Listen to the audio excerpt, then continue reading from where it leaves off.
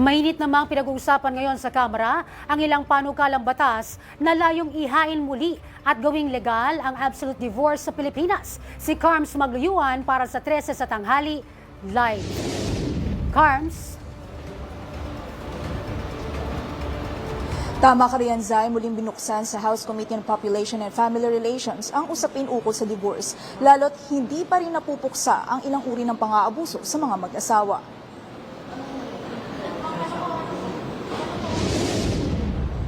Kamakailan lang nag-trending ang pananakit ng isang lalaki sa kanyang asawang babae.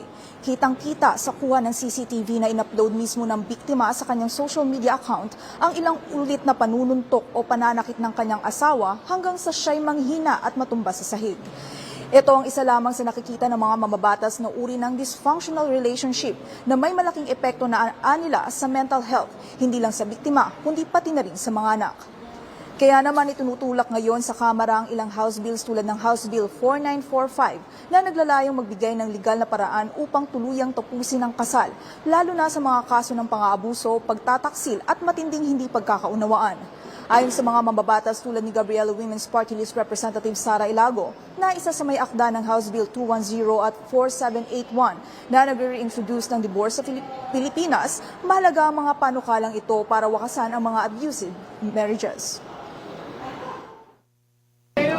Mahalaga na nabuksan na ang talakayan ng committee tungkol sa pagpasa ng divorce law, pag-reintroduce, pag-reinstate nito sa Pilipinas. Mahalaga ito para doon sa mga nangangailangan na putulin na yung mga toxic at abusive na marriages. Kaya yung mere opening ng discussion para sa deliberation ng instituting ng divorce sa Philippines ay mahalaga para sa mga advocates. Sana magtuloy-tuloy ito hanggang sa plenaryo, mapagdebatihan natin at maisabatas na. Dahil long overdue na rin to at maraming naghihintay, matagal na itong hinihintay, lalong-lalo na ng maraming kababaihan.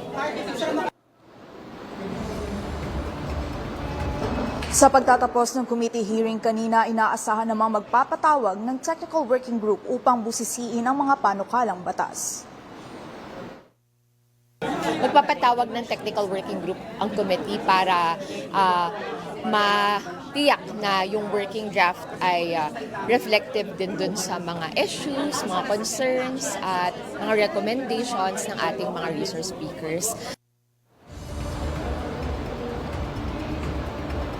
Zay, kaugnay naman ng video na ipinakita natin kanina na pambububog ng lalaki sa kanyang asawa, nais iparating ng ating mga mambabatas katulad na lamang ni Gabriela Women's Party List Representative Sara Ilago na handa silang magbigay ng legal assistance. Katunayan nga ay personal na nagbigay ng mensahe si Representative Sara Ilago sa biktima. Zay?